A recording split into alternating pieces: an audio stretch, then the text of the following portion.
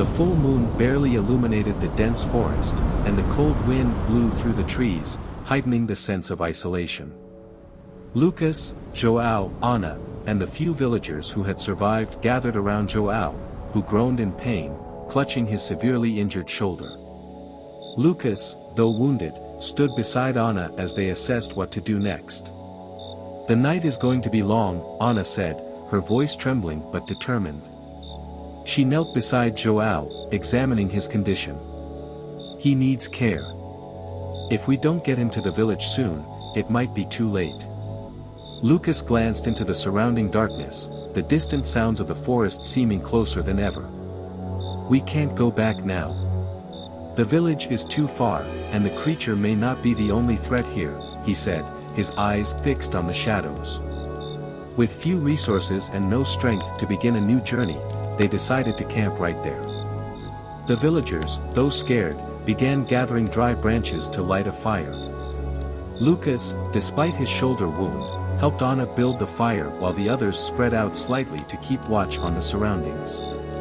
The glow of the fire provided brief relief, but the tension still lingered. "And Miguel?"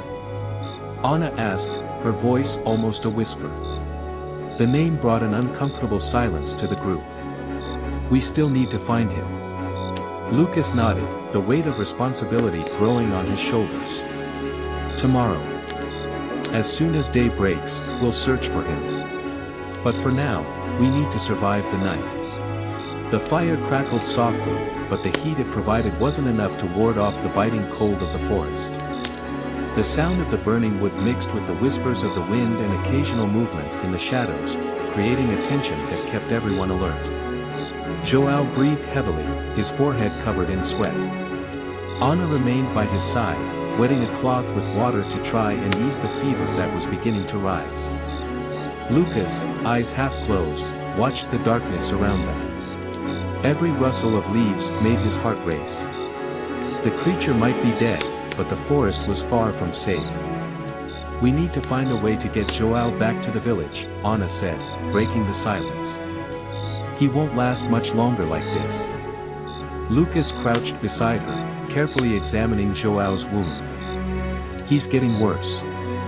But we can't risk moving at night. It'd be suicide with him in this state." Ana looked at her brother, worry clear in her eyes.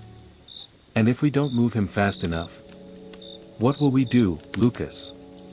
Lucas took a deep breath, his gaze fixed on the fire's flame. "We'll take turns. One of us will keep watch while the others rest. Tomorrow, when the sun rises, we can improvise a stretcher and take him back to the village." The remaining villagers nodded silently. The plan was simple, but it was all they had. Lucas assigned one villager to patrol the perimeter while he sat down next to Ana, watching João sleep fitfully. "Tomorrow, aside from taking João, we need to start searching for Miguel. He's out there somewhere." Ana looked at Lucas, determined but tired. "I know," Lucas replied, lowering his head. "But we don't know what we'll find. That creature, if Miguel's alive, he's in trouble." Ana nodded, her eyes lost in the fire's glow. Exhaustion was finally catching up with her, but she knew rest would be brief. The forest, still full of secrets, seemed to be watching them silently. The forest was too quiet. The constant rustle of leaves in the wind had ceased, and the stillness that took over the place was unsettling. Lucas, who had taken over the watch, kept his eyes vigilant around them. But something deeply disturbed him, the silence. A silence that seemed to foretell something. Suddenly, a subtle noise caught his attention. A muffled sound, as if something was moving in the distance. He rose slowly, eyes fixed on the darkness.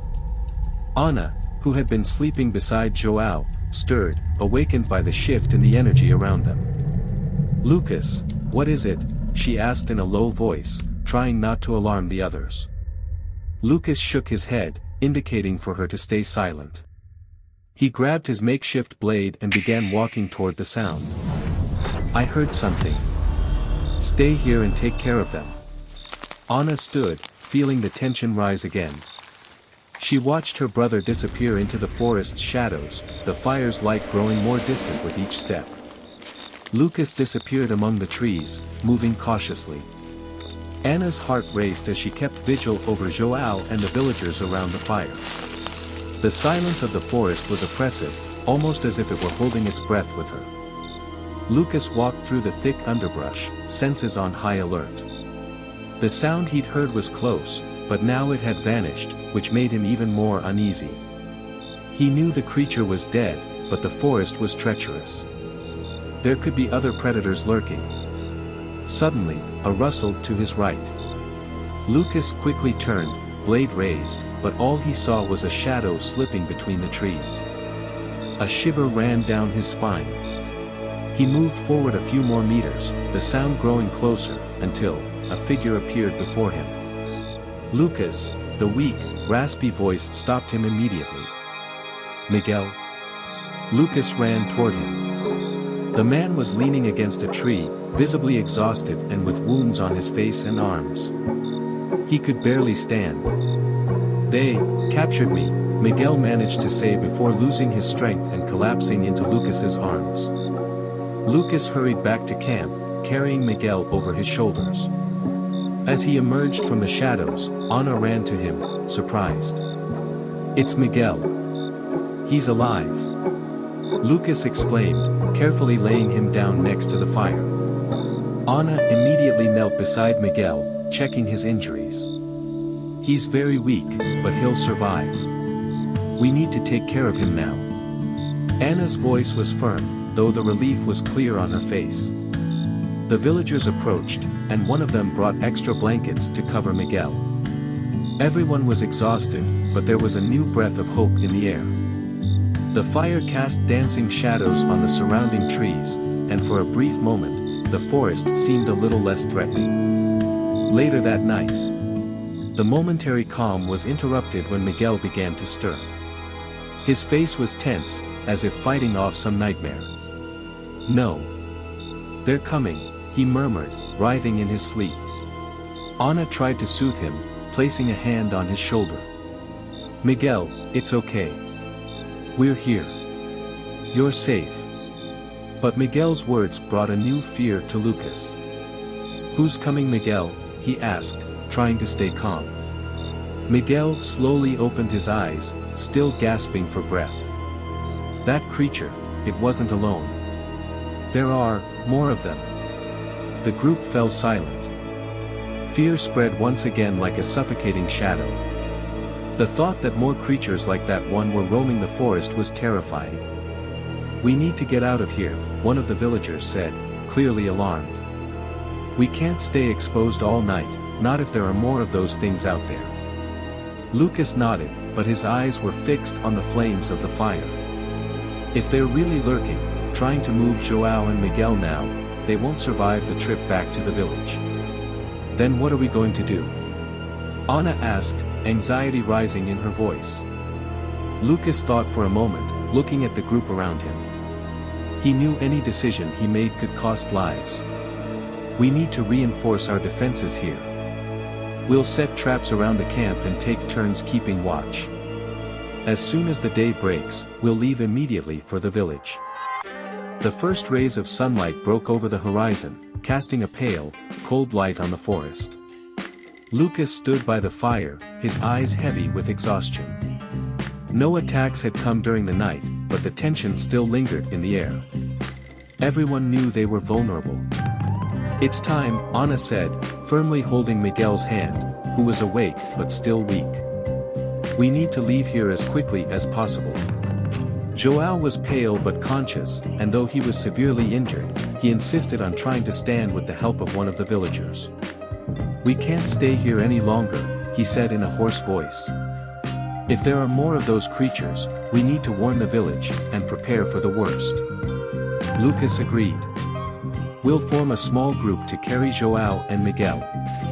The other villagers will go ahead to warn the village." The group quickly began breaking down the camp, tying Miguel and João to makeshift stretchers. With the forest still cloaked in morning fog, they began their journey back to the village, knowing that danger still lurked with every step. The group moved in silence, each step heavier than the last. Fatigue, wounds, and fear made the journey even more challenging. Lucas led the way, his eyes scanning every shadow between the trees, his hand gripping the handle of his knife. The sound of branches snapping underfoot and the rustling of leaves created a constant, yet threatening trail. Anna walked just behind him, her mind spinning with Miguel's revelation. More creatures. Those words echoed in her mind. There was an oppressive feeling that they were being watched. She looked at João, who lay on the makeshift stretcher, carried by two villagers. His face was pale, and he struggled to stay conscious. Miguel, still weak, looked at Lucas. "They won't stop," he murmured, his voice hoarse. "Those creatures, they won't stop until they get us." Lucas paused and looked at him. "Then we have to reach the village before they do," he said, trying to sound confident, though the fear in his eyes was evident. He knew the journey was long, and danger was circling them. Hours later. The forest seemed denser, the intertwining branches blocking out part of the sunlight. The morning fog persisted, making it hard to see far ahead. Suddenly, a strange noise echoed through the trees. Lucas immediately stopped, raising his hand to signal the group. "Did you hear that?" he asked, his eyes scanning the forest. Anna nodded, her face tense. The sound was like distant rustling, as if something was moving quickly between the trees. Then the noise came again, closer this time. "Prepare yourselves," Lucas murmured softly, gripping his knife more tightly. The villagers huddled together, surrounding João and Miguel. Anna grabbed a branch as an improvised weapon. The silence that followed was nearly deafening. Everyone waited, hearts pounding in their chests. And then, from within the fog, something moved. Suddenly, a dark figure leaped from the trees, charging toward the group. It was fast, ferocious, and its grotesque appearance made it clear it wasn't human, or any normal animal. Lucas struck first, slashing with his knife, but the creature was agile, dodging easily. The monster snarled, baring sharp teeth as it lunged toward Anna. Anna tried to defend herself with the branch, but the impact knocked her to the ground. Desperately, she kicked the creature away, trying to get up as it advanced again. Lucas came to her aid, attacking the creature from behind, but even with a solid blow, the monster kept moving. João, still lying down, struggled to rise, but his body wouldn't respond. "Anna," he shouted, his voice weak, trying to get her attention. Anna turned and saw the creature preparing for another attack. At that moment, something clicked in her mind, the symbols. "The symbols, they can protect us," she thought. In a quick motion, she grabbed the small piece of parchment she had kept and began reciting the ancient words. The creature charged toward her, but then, a soft light began to emanate from her hands. The creature hesitated, its fury fading for a moment as it felt the presence of the magic. Anna continued to recite the words, her voice growing stronger with each passing second. The light around her expanded, forming a shield that kept the monster from getting closer. Lucas took advantage of the distraction to strike again, this time hitting the creature's flank. The monster let out a piercing scream and, with an agile leap, disappeared back into the trees. Silence returned to the forest, but the tension in the air was still palpable. Anna was still trembling but quickly composed herself. "That was different," she murmured, looking at her hands, where the magical glow had faded. Lucas approached, panting. "You saved us," he said, his voice rough. "But we need to keep moving before that thing comes back, or brings more." The villagers silently agreed, and the group resumed their march, more vigilant than ever. Miguel and João were still vulnerable, and the village seemed farther away than ever. "These creatures aren't just wild beasts," Miguel said, his voice weak. "There's something, much older and more evil controlling them. We need to reach the village, and prepare for the worst." Lucas nodded, but he knew the journey back would be anything but smooth. Danger lurked around them, and time was not on their side. As the group advanced through the forest, the feeling of being watched grew stronger with each step. They knew they weren't alone. The return to the village. After what felt like an eternity, the group finally caught sight of the village's outlines among the trees. The journey back had been exhausting, but, surprisingly, everything seemed calm in the village. People went about their routines, unaware of the horrors Lucas, Anna, and the others had faced in the forest. Miguel and João were rushed for urgent care, both injured and exhausted. The villagers who survived the battle helped carry them, and the worried looks on their faces revealed that they knew something much larger was at play. Lucas and Anna hurried to find the village's elder. He was the only person who could help them understand what was really going on, as well as how to deal with the curse and, most importantly, how to save Miguel and João. The elder, a man with tired eyes but deep wisdom, received them with the same calm as always, but soon realized the gravity of the situation when Lucas began recounting the events in the forest. "We need your help," Anna said, trying to remain calm. "These creatures, they're controlled by something much older and more dangerous. João and Miguel are wounded, and the curse, it's spreading."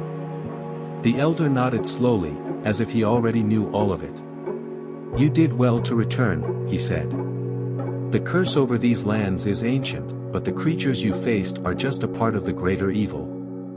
We must act, but first, we need to tend to the wounded." With the help of the villagers and the elders' knowledge, João and Miguel were treated. João, more gravely injured, remained unconscious most of the time, but Miguel began to recover slowly, though he was still weak.